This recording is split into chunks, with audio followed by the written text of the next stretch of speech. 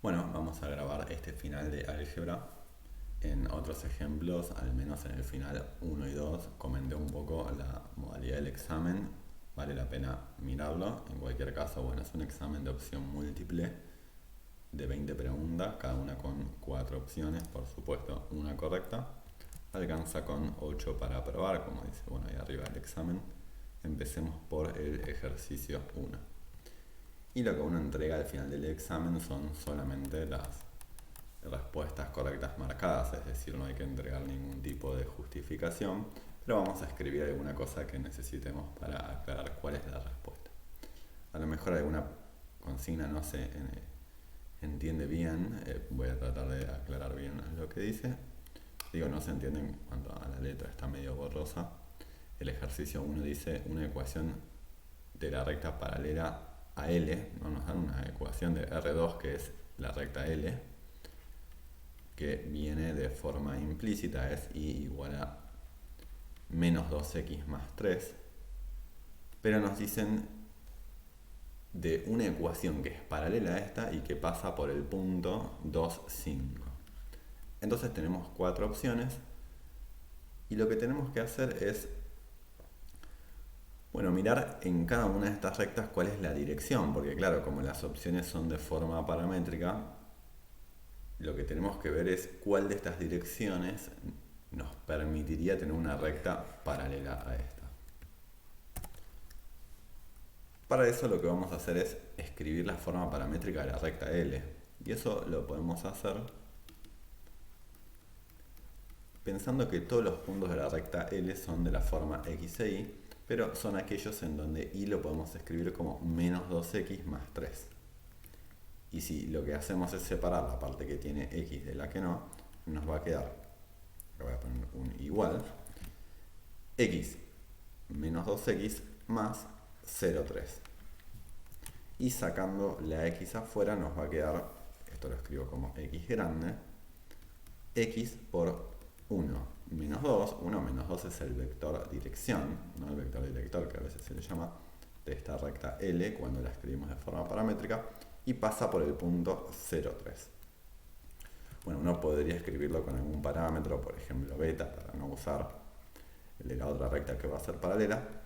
En cualquier caso, si nosotros queremos una recta paralela a L, tiene que tener la misma dirección. Tener la misma dirección es tener como vector dirección un vector que sea múltiplo de este. Podría bien ser el mismo, pero también puede ser múltiplo. Como tenemos 1 menos 2, lo que nos podría servir es este que dice 1 menos 2 o alguno que sea múltiplo de este. Como además queremos que pase por el punto 2, 5, tiene que estar sumando el 2, 5 como efectivamente está acá. Claro, la recta que está arriba pasa por el 2, 5, pero no tiene una dirección que sea paralela, ¿no? Es decir, no tiene multiplicando alfa un vector múltiplo de 1 menos 2. Y los otros tampoco. Así que la opción correcta es esa que marcamos. Acá la voy a tildar de rojo. Y vamos a marcarlo acá también. Sigamos con el ejercicio 2.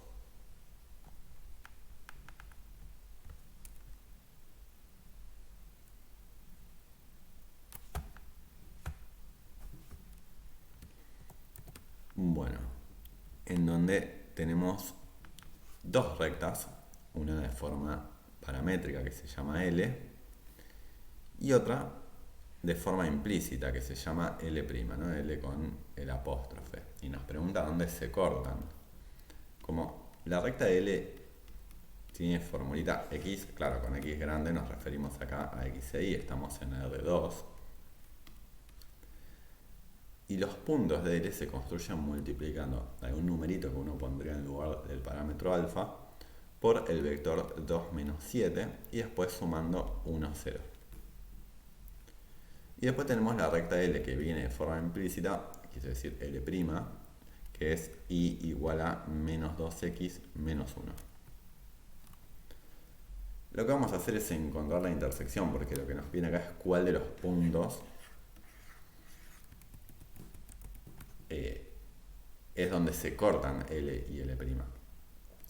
uno podría un poco probar también, ¿no? Porque si yo lo que hago es ver cuál de estos puntos cumple la ecuación de L', podría descartar algunas opciones, porque como mínimo el punto donde se cortan tiene que cumplir la ecuación de L'. Después de los que cumplan esa ecuación tendría que ver cuál me puedo construir con el alfa. Podríamos hacer eso también. Pero la manera que lo voy a hacer es simplemente imaginándome que la consigna me dice calcular la intersección entre L y L'. Entonces me construyo lo que podemos llamar el punto genérico de L, que va a ser 2 alfa más 1. Este 2 alfa más 1, ¿de dónde sale? De hacer alfa por 2 más 1. Y en la segunda coordenada me va a quedar alfa por menos 7 más 0. Es decir, menos 7 alfa. Todos los puntos de L son de esta forma para algún valor de alfa. Ahora yo quiero ver quién tiene que ser el alfa que me permita que además cumpla la ecuación de L'. Entonces lo que digo es, bueno, en lugar de y voy a poner menos 7 alfa y en lugar de x voy a poner 2 alfa más 1. Y vamos a despejar el alfa que cumple esta ecuación. Entonces, del lado derecho de la igualdad hacemos distributiva, 2 por 2 es 4, pero tengo un menos, así que me va a quedar menos 4 alfa. Después menos por más es menos, 2 por 1, 2, menos 1. Y vamos a despejar alfa. Entonces para eso pasamos el 4 alfa positivo, menos 2 menos 1 es menos 3, acá también me va a quedar menos 3 alfa, y enseguida podemos despejar que alfa tiene que ser 1. Si alfa tiene que ser 1, reemplazando, ¿no?, en este punto genérico que teníamos acá, vemos que tengo que hacer 2 por 1 más 1 y menos 7 por 1. O sea que el punto que buscábamos era 3 y menos 7. Por supuesto está entre las opciones, la primera opción, y que si uno quiere chequear, bueno, podemos reemplazar en la ecuación de L', en lugar de x ponemos un 3 y vemos que nos va a dar que y tiene que ser menos 7. Claro, es que buscamos el alfa que nos construye un punto que cumple esa ecuación. Entonces ya tenemos el ejercicio 2, marcamos acá arriba también, era la primera opción, el punto 3 menos 7, y vamos a el tercero, que nos dan una matriz. Vamos a copiarlo abajo.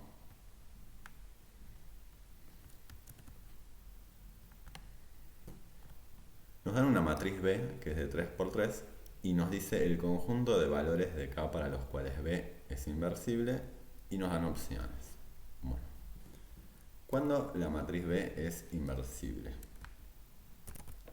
B es inversible cuando el determinante de B es distinto de 0. Bueno, la pregunta es ¿cuándo ocurre eso? Bueno, calculemos el determinante de B, ¿no? Podríamos usar también esta notación, escribir la B entre barras para calcular el determinante. Y el determinante se puede calcular desarrollando por cualquier fila o por cualquier columna. Por ejemplo, yo puedo decir que hago el cálculo por primera columna. ¿Cómo funciona eso? Bueno, como estoy trabajando con la columna, voy a empezar con el 1 y lo voy a multiplicar por el determinante de la matriz que queda cuando tacho su columna y su fila. Me va a quedar 1, 0, 0, 4. Acá iría menos 0, ¿no? Como que uno seguiría con el segundo número de esa columna. Pero como es 0 y lo voy a multiplicar por algo, eso desaparece y ni lo voy a escribir. Había un menos que era de la propia fórmula del determinante. Así que vamos al tercer término, que sería más K, ¿no? El tercer numerito de esta columna, multiplicado el determinante de lo que queda cuando tacho su columna y su fila, que es la matriz de 2 por 2 menos 1, K, 1 y 0. Bueno, este determinante por supuesto va a depender de K, y yo quiero ver quién tiene que ser K para que esto no sea 0. Bueno, el primer término me va a quedar 1 por 1 por 4. Claro, ese determinante de 2 por 2 es 1 por 4 menos 0 por 0, pero podemos ignorar el 0 por 0, porque da 0. Y después nos va a quedar más K, y el determinante de esa matriz que está ahí es menos 1 por 0 menos K por 1. Es decir que el determinante de B es, bueno, el primer término es 4, ahí menos 1 por 0 es 0. Me queda menos k por 1 y después eso es por k, o sea, menos k al cuadrado. Es decir, yo quiero ver cuándo el determinante de b es distinto de 0, y eso termina siendo preguntar cuándo 4 menos k cuadrado es distinto de 0. O sea, cuándo 4 es distinto de k cuadrado, y eso en definitiva significa que, bueno, queremos que k sea distinto de 2 y k distinto de menos 2. Porque tanto 2 como menos 2 al elevarlo al cuadrado me da 4 y eso es lo que no quiero que pase. K va a ser, acá no, digo, la matriz B va a ser inversible siempre que K no sea ninguno de esos dos valores. En esos dos valores no va a ser inversible. Esa opción sería también acá la primera, todos excepto esos dos valores. Necesito que sea distinto del menos 2 y el 2. Esa es la primera opción. Si van a confundirse con la última. Inversible es cuando el determinante es distinto de 0.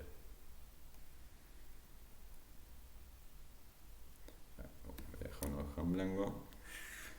Ahí va. Vamos a marcar la primera opción y sigamos con el ejercicio 4.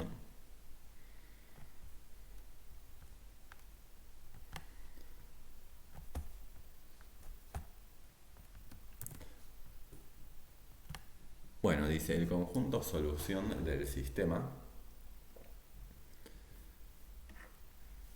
Tenemos dos ecuaciones y tres incógnitas y nos da muchas opciones.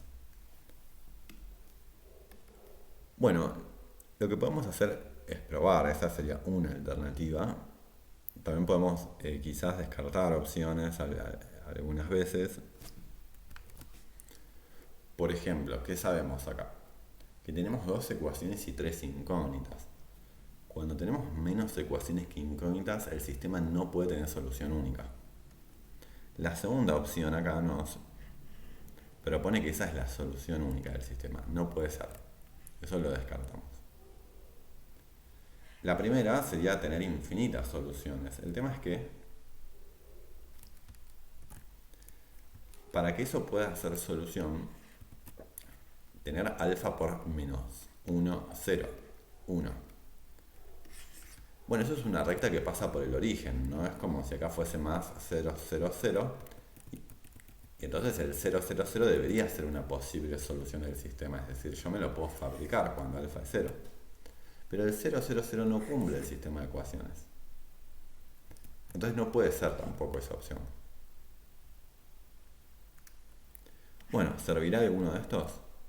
Puedo probar. El vector que está sumando siempre tiene que ser solución. El primero, este que está acá, cumple ambas ecuaciones. Se puede chequear que cumple efectivamente ambas soluciones. Mientras que este que está acá abajo no cumple la de arriba. No, porque si pongo 0 en lugar de x1, menos 1, en lugar de x2 me quedaría, claro, ahí, por ahí no lo aclaré bien, por ahí no se lee, escribo acá el sistema de ecuaciones que tenemos por las dudas. Yo tengo estas dos ecuaciones.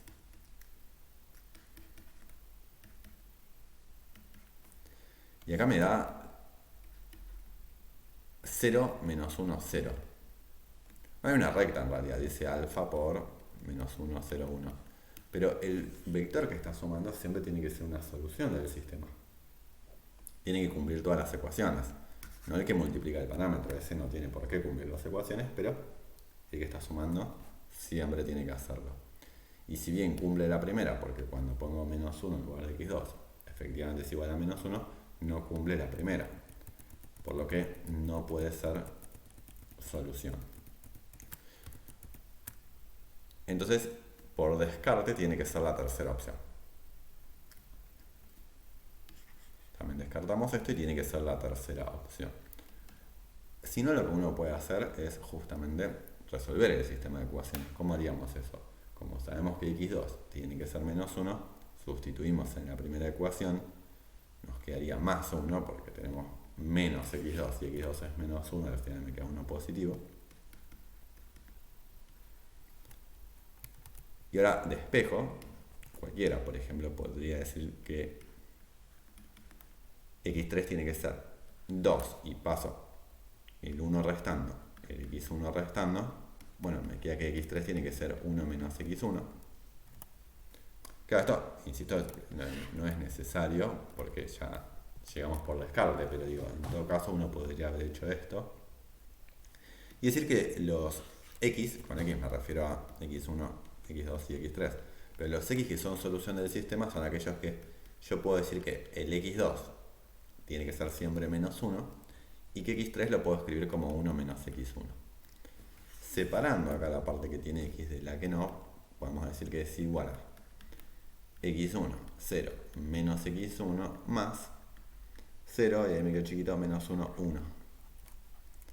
Y por último, sacando el x1 afuera, acá me quedaría 1, 0, menos 1, más 0, menos 1, 1.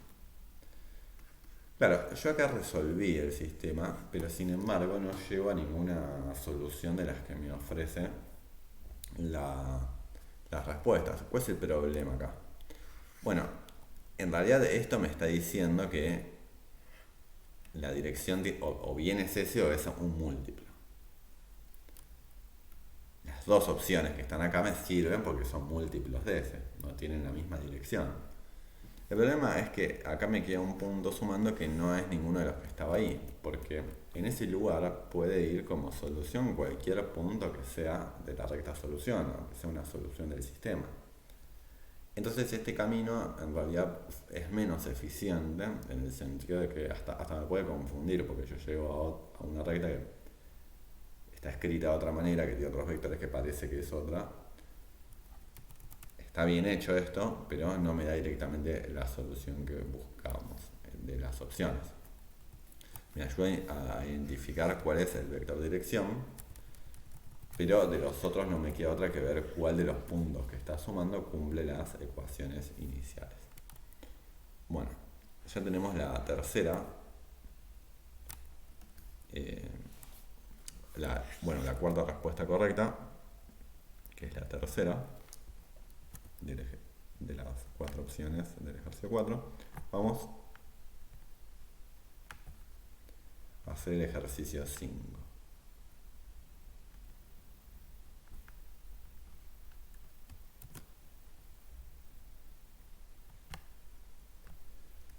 El ejercicio 5 dice el conjunto de valores de K para los cuales el sistema de matriz ampliada, bueno, aquí tenemos la matriz ampliada, es incompatible es.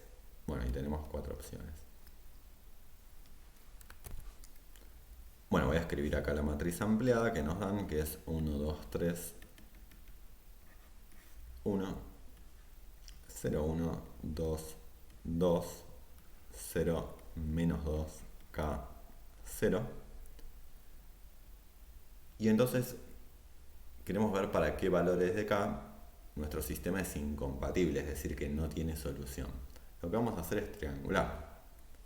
Para triangular simplemente me faltaría tener en lugar de menos 2 un 0. Voy a hacer la operación que a la fila 3 le voy a sumar 2 veces la fila 2. Si hago eso, claro, como tengo un 1 en ese lugar de la fila 2, al sumárselo 2 veces al menos 2 se va a anular. Como en la primera columna hay ceros, no se me va a arruinar el 0 de la tercera fila del primer lugar. Lo que estoy haciendo solamente va en lugar de la fila 3 el resultado, es decir, no estoy modificando la fila 1 y la fila 2, así que hago la cuenta. Acá me va a seguir quedando 0. Al menos 2, cuando le sume el doble de 1 va a quedar 0, lo hicimos para eso.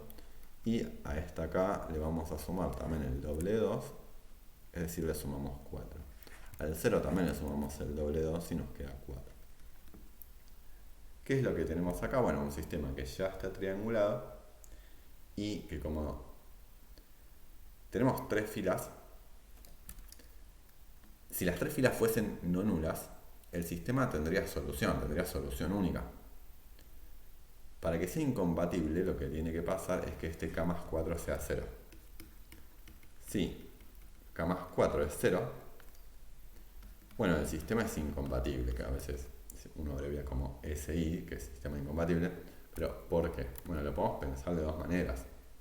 Una es que lo que estaría ocurriendo es que el rango de la matriz de coeficientes, el rango de A me refiero al rango de la matriz, esta de 3×3, sería 2. El rango, recordemos, es la cantidad de filas no nulas.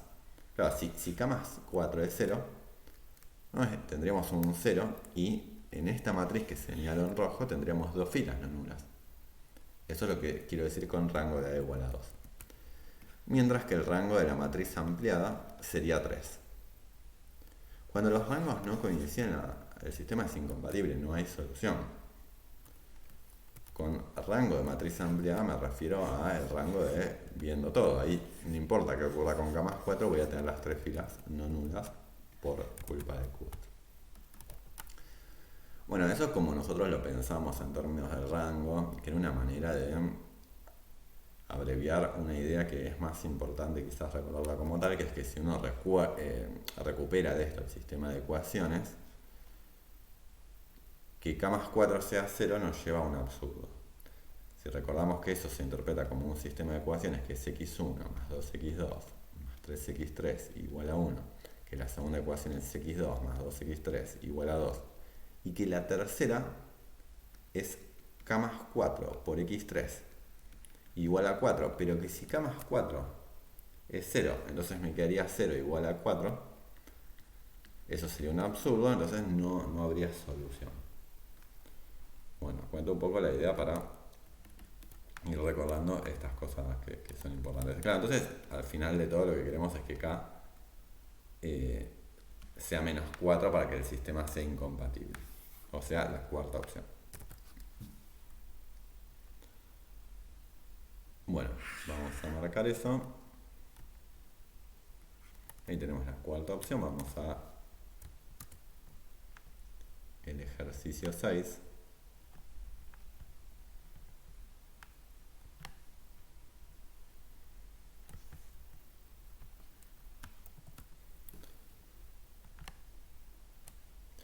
En el ejercicio 6 nos dan un plano, el plano pi.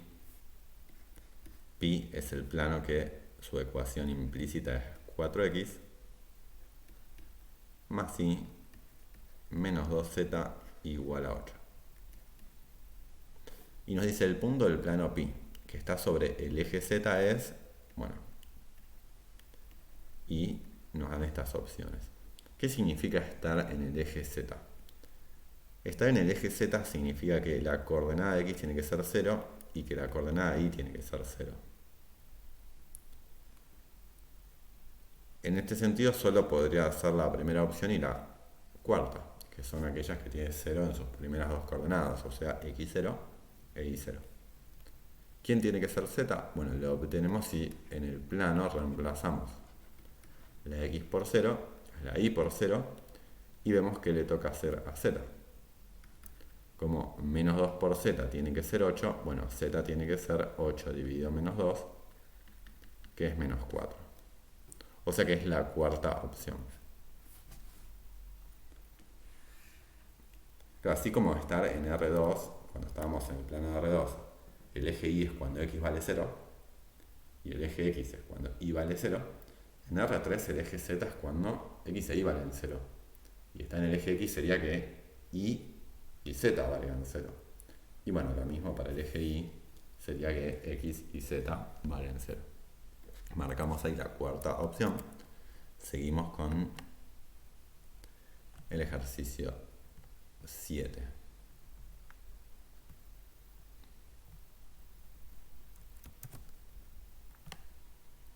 Nos dan dos matrices de 2 por 2. A, que es 1, menos 2, 3 y 4. La matriz B, que es 2, menos 1, menos 4 y 3. Y nos dicen que C es la matriz que obtenemos al multiplicar A y B. Y nos preguntan, ahí se ve chiquito, pero por el lugar 1, 2 de la matriz C. Claro, como estamos multiplicando dos matrices de 2 por 2, C también es una matriz de 2 por 2. Tiene 4 numeritos al igual que la matriz A y B. Cuando nos preguntan por el lugar 1, 2, nos están preguntando por lo que está en la primera fila y segunda columna, que es este lugarcito de ahí. Lo que va en el lugar 1, 2 se obtiene cuando multiplicamos la primera fila de A con la segunda columna. En todo caso podemos hacer todo el producto de A con B y listo, después vemos quién queda ahí. Pero si nos acordamos que lo que está en el lugar 1, 2 es la primera fila de A con la segunda columna de B, en definitiva, C1, 2 tiene que ser primera fila de A, que es 1 menos 2. No me refiero a la fila que es 1 menos 2 con menos 1, 3. Bueno, me va a quedar 1 por menos 1 más menos 2 por 3. 1 por menos 1 es menos 1 y menos 2 por 3 es menos 6, por lo que me tiene que dar menos 7, que es la tercera opción. Bueno, con esto ya tenemos 7 respuestas correctas. En todo caso nos faltaría una más para probar si es que está todo bien, por supuesto. Nos podemos equivocar.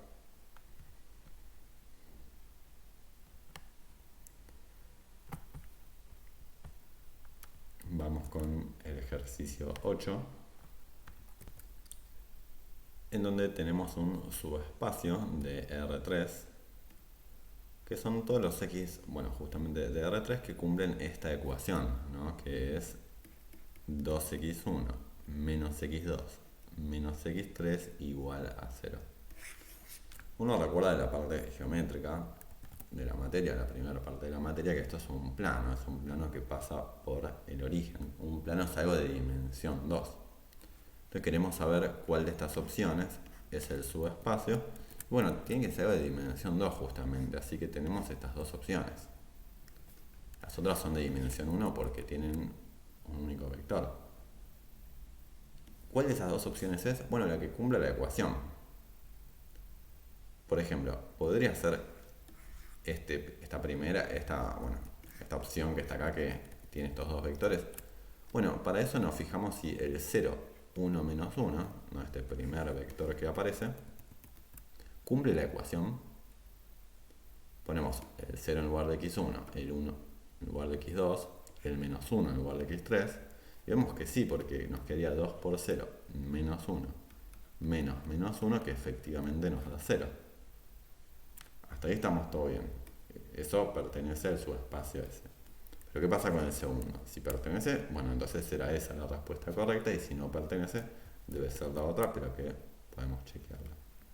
Si ponemos 2 en lugar de x1, menos 1 en lugar de x2 y menos 1 en lugar de x3, entonces nos quedaría 2 por 2 menos menos 1 menos menos 1.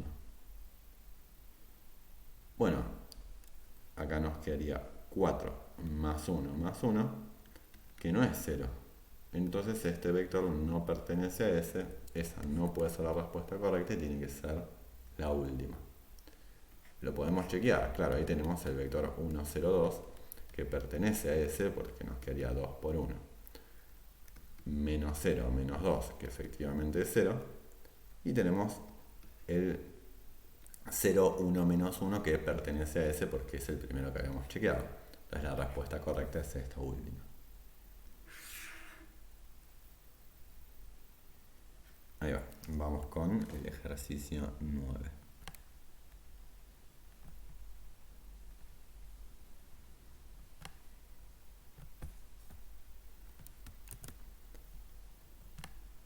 En el ejercicio 9 tenemos el vector b, que es 2 menos 1 y c, la tercera coordenada de c, y nos dicen que pertenece al subespacio de c para qué valor de c. Claro, las cosas que están en el subespacio de c, el subespacio de c que nos dan es el que está generado por el vector 1, 0, 1 y por 0, 1, 2. Las cosas que están en S son todas las combinaciones lineales de estos dos vectores. Si yo me puedo fabricar a B haciendo alfa por un parámetro, un número por 1, 0, 1, más otro parámetro que lo puedo llamar beta por este segundo vector que me genera S, que es 0, 1, 2, bueno, entonces B pertenece. Ahora, ¿quién tiene que ser C para lograr eso? Bueno, como B es el vector 2 menos 1c, lo que necesitaríamos es que el 2 se pueda fabricar haciendo alfa por 1 más beta por 0. O sea, 2 debería ser alfa. La segunda coordenada de B, que es menos 1, debería poder fabricarse operando con las segundas coordenadas, es decir, haciendo alfa por 0 más beta por 1, lo cual nos daría beta. Bueno, entonces la tercera coordenada C debería fabricarse haciendo, bueno, operando con las terceras coordenadas, alfa por 1 más beta por 2. Esto es alfa más 2 beta. Pero si ya sabemos que alfa tiene que ser 2 y que beta tiene que ser menos 1, esto debería ser 2 más 2 por menos 1, lo cual nos da 0. Entonces C tiene que ser 0. Lo cual no es una opción, lo que me dice que me equivoqué en algún lado. Claro, acá no era el 1, 0, 1. Acá había un menos 1 y copié mal, esto es un menos y por eso me dio una respuesta que no era ninguna de las correctas. Ese menos 1 hace que ahí vaya un menos 1 y por lo tanto C es menos alfa más 2 beta, o sea, menos 2. Menos 2 que sería menos 4. Entonces la respuesta correcta era la primera.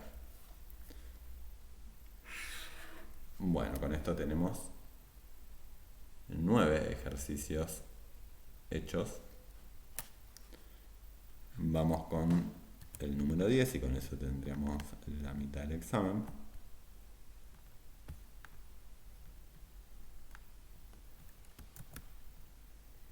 Y nos dan una matriz A que es de 4 por 4 y nos preguntan el rango.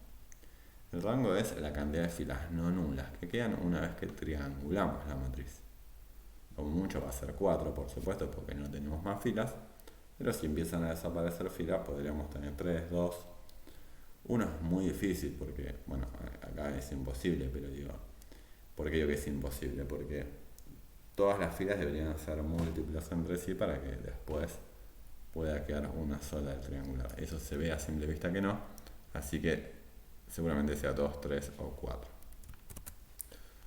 Bueno, vamos a triangular, ¿no? Escribimos la matriz A, que es 1, 1, 2, 1, 0, menos 1, 4, 0. Bueno, recuerden que si algo tienen que saber para esta materia es triangular, así que vamos a hacerlo directamente. Lo que necesito es simplemente poner un 0 en lugar de este 1 y de este 1 también, así que tengo que hacer dos operaciones. Por un lado a la fila 3 le voy a restar la fila 1, el resultado de esa operación va a ir en la fila 3. En la fila 4 también le voy a restar la fila 1 y esto va a ir en, bueno, la fila 4. La fila 1 y 2 no las vamos a modificar, las dejo tal cual, así que copio y pego y solo borro la 3 y 4. Y al restarle la 3, la número 1, acá me va a quedar un 0, acá me va a quedar un 1. Al menos 2 que le resto 2 me va a quedar menos 4. Y al 1 que le resto 1 me va a quedar 0. Acá vemos que es múltiplo de la fila 2, así que esta tercera fila se va a anular después.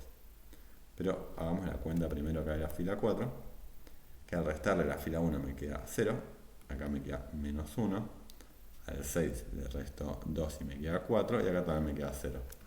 Estas filas que son múltiplos desaparecen. Yo lo que hago ahora va a ser otras dos operaciones, que es que a la fila 3 le sumo la fila 2, luego con la intención de poner en principio un 0 en lugar del 1, pero le quiero sumar menos 1 para eso y terminar desapareciendo la fila 3. Y en la fila 4 le resto la fila 2, lo hago con la intención de poner en lugar del menos 1 un 0, le resto este menos 1, pero termina desapareciendo toda la fila. Entonces lo que va a pasar es que me va a quedar dos filas de ceros, pero lo que me importa a mí es la cantidad de filas no nulas, que van a ser las primeras dos. Entonces el rango de la matriz es 2. Es decir que la opción correcta es la tercera. Bien, con esto ya tenemos 10. Y vamos a el ejercicio 11, que nos dan una matriz A y nos preguntan cuál es la inversa de esa matriz A.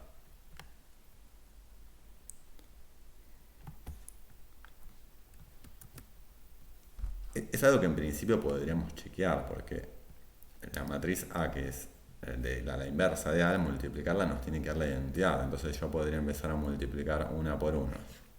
Y digo, ¿será la primera? ¿Será que 1 menos 2, 0, 1 es la respuesta? Bueno, entonces cuando lo multiplique por A me tiene que dar la identidad, que es 1, 0, 0, 1. Entonces empiezo a probar una por una y si sé multiplicar matrices, voy a darme cuenta cuál. Incluso puedo chequear viendo que además no solo encuentro la que me da la identidad, sino que también multiplico las demás y como no me dan la identidad las descarto. Pero yo voy a buscar directamente la identidad. La identidad de una matriz la buscamos, como en este caso decimos que A, por las dudas la escribo, pero es 1, 2, 0, 1. Para buscar el inverso de una matriz lo que hacíamos era escribir esa matriz y separaba la identidad. Y empezamos a triangular hasta que el lado izquierdo quede la identidad y la inversa va a ser lo que quede del lado derecho.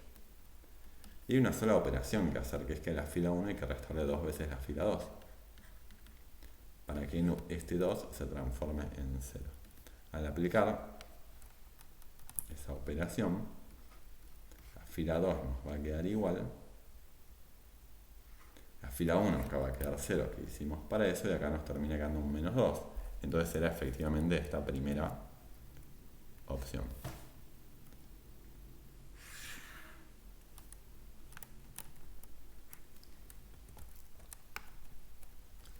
Bien, vamos con el ejercicio 12 de determinantes.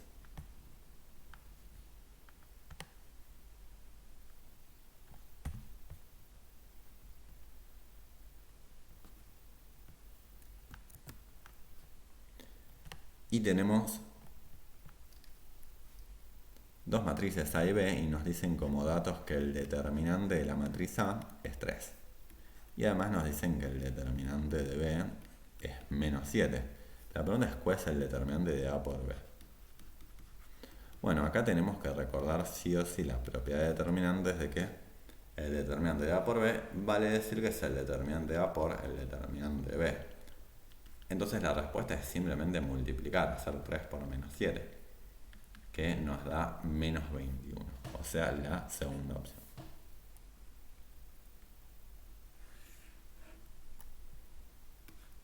Con esto vamos al ejercicio 13, ya entramos en esto de matriz insumo producto.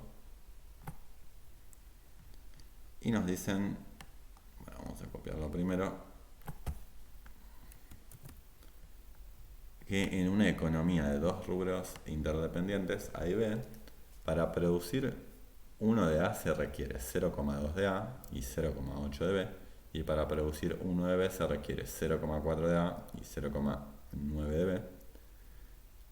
Y entonces nos da entre las opciones saber cuál es la matriz de tecnología. La matriz de tecnología, esa matriz que en general llamamos C, era escribir en cada columna lo que una industria requiere de las otras, un rubro requiere de los otros. En este caso, para producir 1 de A se requiere 0,2 de sí mismo y 0,8 de B. Y para producir 1 de B se requiere 0,4 de A y 0,9 de sí mismo. Esto es la matriz de tecnología. Entre las opciones, ahí lo buscamos, es la primera opción. La que va a confundir siempre es esta que está acá abajo, que ¿no? la traspuesta es cuando ponemos los numeritos tal cual nos lo dan en el enunciado, poniendo 0,2 y 0,8 en la primera fila y 0,4 y 0,9.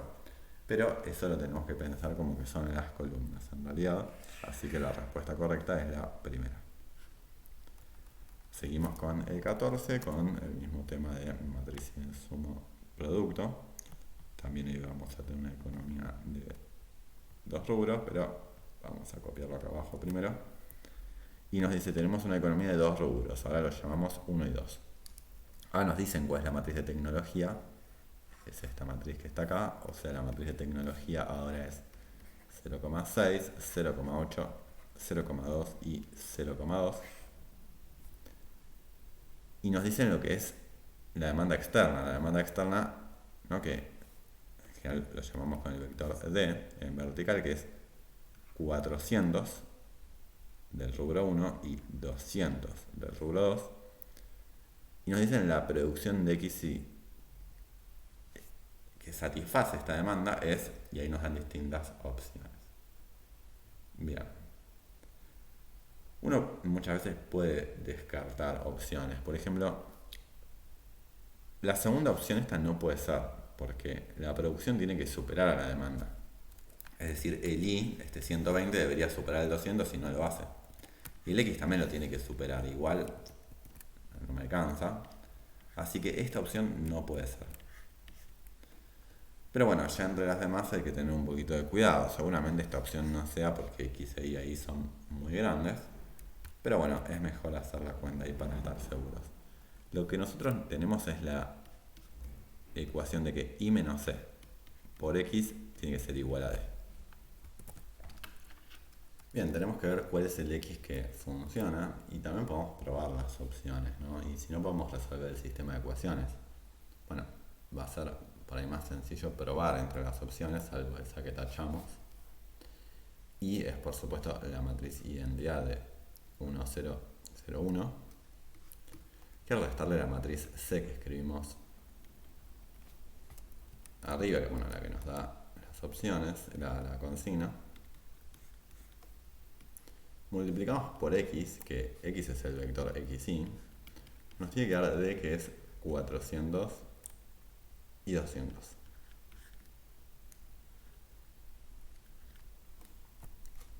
Bueno, la matriz que tenemos al restar la identidad con la matriz de tecnología es 0,4 menos 0,8 menos 0,2 y 0,8.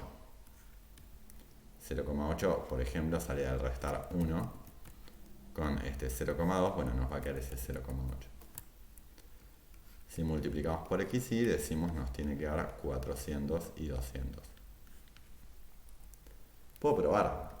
Bueno, puedo resolver también el sistema de ecuaciones. Si esto lo reescribo como un sistema de ecuaciones, lo resuelvo. Sería 0,4 por x menos 0,8 por y igual a 400.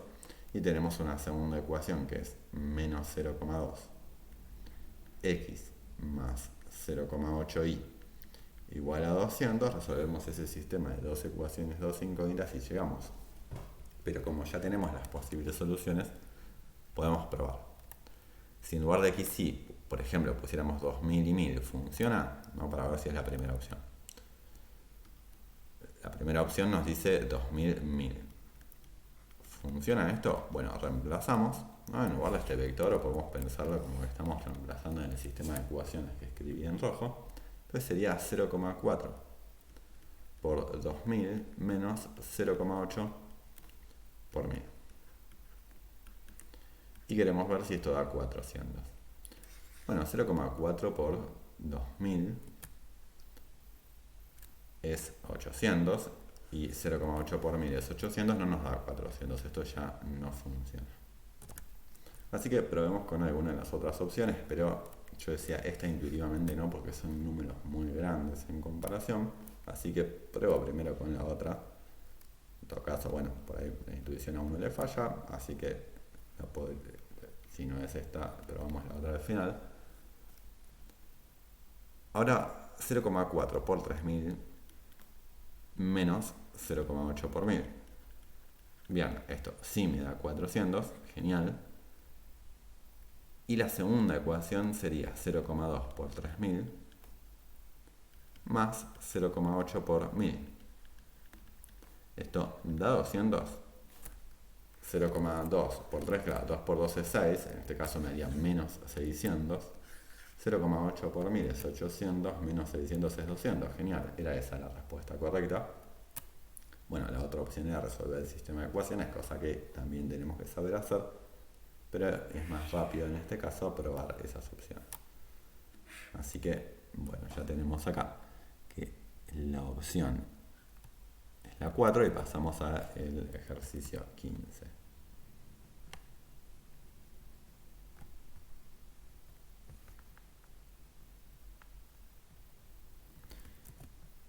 Bien, tenemos ahora un ejercicio de la práctica 5, nos dan una región en R2. Tenemos que R son todos los puntos del plano XY que cumplen que X está entre menos 2 y 2 y que Y es mayor o igual a 0. Y además nos dan una función objetivo que es X menos 2Y. Nos dan opciones que es que tiene mínimo pero no máximo, todas las combinaciones de si tiene máximo o mínimo, o sea 4 opciones, y para eso, claro, tenemos una región no acotada, la dibujo más o menos, pero como x tiene que estar entre menos 2 y 2, entonces tenemos que estar entre la recta menos 2 y x2, sería todo esto en principio, pero como y es mayor o igual a 0, tenemos que estar arriba del eje x. O sea, la región que nosotros tenemos es todo esto que señala en magenta. Hay dos vértices que podrían ser máximos o mínimos. Son estos dos. Una opción es que en el menos 2, 0 haya un máximo o un mínimo, o bien en el 2, 0 podría haber máximo o mínimo. Lo que hacemos es evaluar la función o objetivo en esos valores. Si f lo evaluamos en el menos 2, 0, bueno, poniendo el menos 2 en lugar de la x, el 0 en lugar de la y, nos quedaría menos 2. Menos 2 por 0, menos 2. Y si f evaluamos en el 2, 0, en el otro vértice, nos quedaría 2 menos 2 por 0, es decir, 2. Como es una región no acotada, puede no haber máximo o puede no haber mínimo. Pero si hay un mínimo, tiene que estar en uno de estos dos vértices, es decir, tiene que estar en el menos 2, 0. Y si hay un máximo, tiene que estar en el 2, 0, que es donde nos da más grande. Porque puede no haber extremos, pero si están, tienen que estar en los bordes, en los vértices en particular, o en el segmento que une vértices. Ahora bien, tenemos en menos 2, 0 el mínimo, que es menos 2. Sabemos que si del menos 2, 0 yo me muevo hacia la derecha, la función crece. Pero ¿qué pasa si yo me muevo hacia arriba? Bueno, si me muevo hacia arriba, la función decrece. Bueno, yo me di cuenta porque vi que el coeficiente de y es negativo. Pero concretamente lo que puedo hacer es probar en un punto. Por ejemplo, este punto que está ahí, digamos, uno cualquiera, pero me muevo en el borde de la región. Ese es el punto menos 2, 2. Si yo evaluara la función en el menos 2, 2, que es un punto factible, también es un punto de la región R, ¿qué es lo que tengo? Que me va a dar menos 2 menos 2 por 2, que esto es menos 6. Encontré un valor más chiquito que menos 2, así que no podíamos tener un mínimo. Y va a pasar lo mismo cada vez que me muevo por ese mismo borde hacia arriba. Voy a encontrar puntos en donde al evaluar la función me da cada vez más pequeño. Por lo tanto, no hay mínimo. ¿Hay máximo? Bueno, ya digo que sí, que el máximo va a estar en el punto 2, 0, porque cuando me muevo hacia arriba la función decrece. Yo estoy en un punto en donde al evaluar me dio 2. Ahí, si me muevo hacia la izquierda, la función decrece, y si me muevo hacia arriba también. Pero en todo caso puedo probar con algún punto. Por ejemplo, ese punto que está ahí también lo marco, es el 2, 2. Evalúo la función en 2, 2 para ver que decrece. Ahí veo que me va a quedar 2, menos 2 por 2, que me da menos 2. Bueno, la función decrece hacia arriba, por lo tanto tenemos máximo, pero no mínimo. Bien, entonces tenemos máximo, pero no mínimo. Con esto vamos al 16.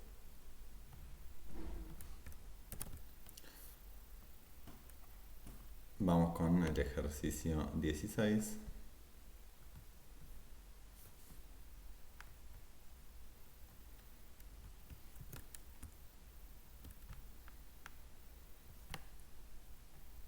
Tenemos que R es la región acotada y nos dicen cuáles son los puntos de esquina. Nos dicen A, que es el punto 0, 0, el origen, B, que es el punto 0, 3, sobre el eje Y, C, que es el 3, 5, y D, el 3, 0, sobre el eje X. Entonces la función F, que es menos X, más alfa por Y, alcanza el valor máximo, que es igual a 27, sobre R cuando alfa es cuál de estos valores.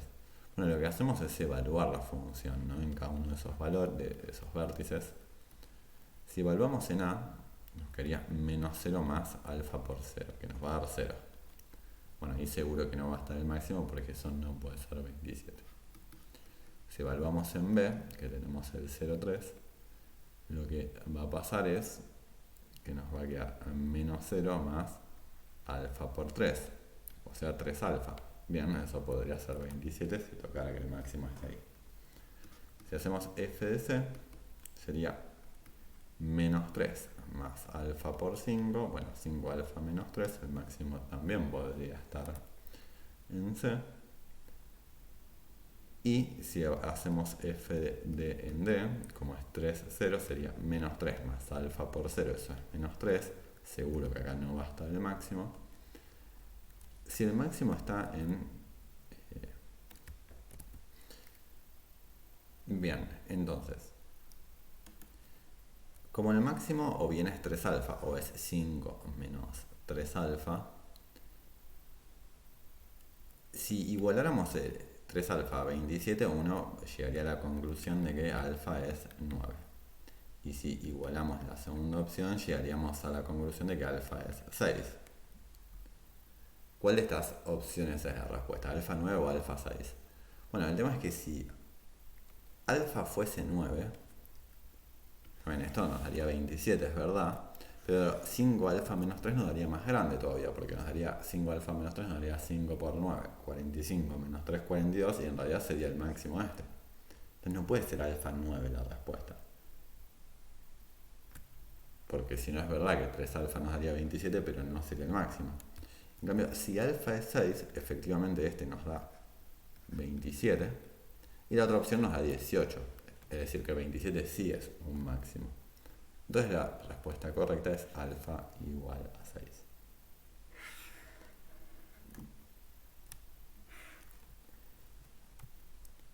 Bueno, marcamos y vamos con el 17. El último con regiones y después pasamos a simplex.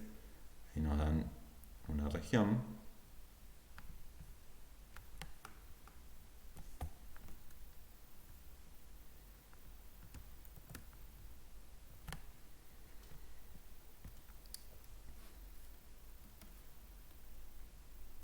Y la región dice que, bueno, x más y, ahí se ve muy borroso, pero dice que x más y es menor o igual a 6, que y es menor o igual a 0 y que x está entre 0 y 5. Y nos dice, tiene exactamente, bueno, nos dice cuántos puntos de esquina tiene.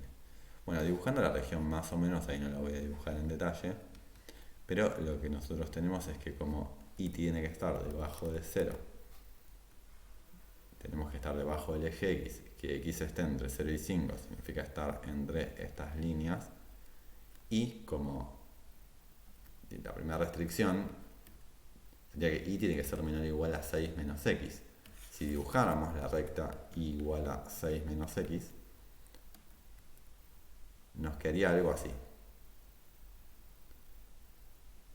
Es clave esta recta dibujarla más o menos bien. Yo la dibujé, ¿verdad? Un poco así nomás. Lo que yo quiero decir ahí es que este vértice donde cruza el eje x sería en realidad el 0, 6. Y este sería el 6, 0. Que es muy importante que está a la derecha de este otro vértice que señalo en naranja, que es el 5, 0.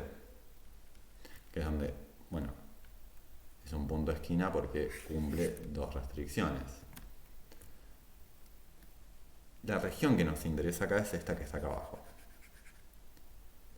que es una región no acotada con dos vértices, que son el 0, 0 y el 5, 0. Por lo que la respuesta correcta es este que tiene dos puntos de esquina.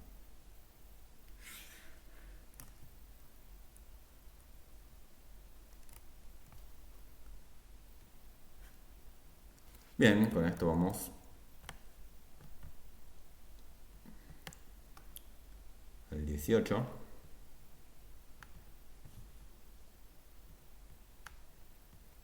Ya con esto entramos en simplex y nos dice, a ver si puedo ponerlo un poquito mejor. Bueno, igual se ve borroso, pero nos dice que tenemos una tabla simplex, bueno, de un problema estándar de maximización. No nos dicen que es la tabla inicial, pero es más o menos lo mismo. De seguro no es una tabla final, porque el hecho de que tengamos ahí un indicador positivo, que es el 3, nos dice que podemos hacer por lo menos un paso de iteración más. La solución del problema nos dice,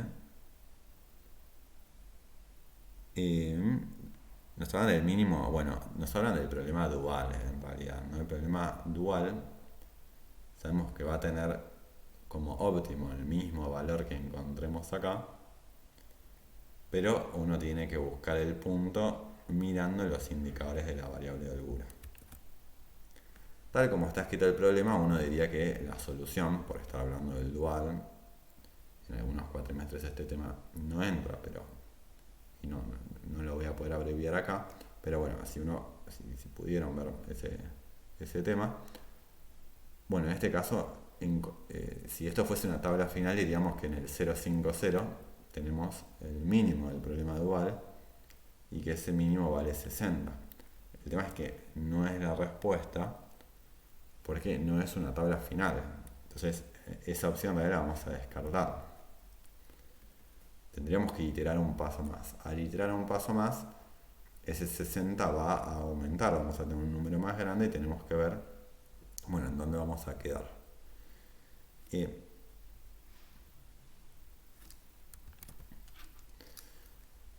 Yo voy a llegar por descarte sin hacer la cuenta. Lo que sugiero acá es hacer un paso más de iteración. Por descarte lo que podríamos ver es que esta opción tampoco es la respuesta. ¿Por qué? Porque también tiene un 60 y en realidad como tenemos que hacer un paso de iteración más, ese 60 el 60 que está ahí en realidad que señaló va a aumentar. Entonces no puede ser la respuesta. Tenemos que encontrar un número más grande. ¿Cómo marcan las otras dos opciones? Y de las otras dos opciones yo digo que la respuesta va a ser esa. ¿Cómo me doy cuenta? Porque tenemos algo en la segunda coordenada, que es ese menos 5, que después, al pasar como punto de solución, bueno, siempre se escriben de forma positiva, por eso yo acá puse un 5 positivo. Y eso va a seguir siendo positivo. Lo que va a pasar ahora es que Z puede entrar en la base porque tengo un indicador positivo. Este 1 me va a quedar como pivot y lo voy a usar para anular este 3 y este 3, y en ese proceso voy a restarle a la fila de los indicadores, le voy a restar 3 veces la fila 3, y en eso acá me va a quedar un menos 3 y ese es el 3 que termina quedando ahí. Este menos 1 me va a transformar esto en un menos 2 y ese menos 2 es el 2 que está ahí. Bueno, sugiero hacer ese paso de iteración, pero en cualquier caso la solución es esa que está ahí. Bien, y ya casi terminamos. Nos quedan solo dos ejercicios que hasta los voy a copiar a la vez, como hice en otros casos.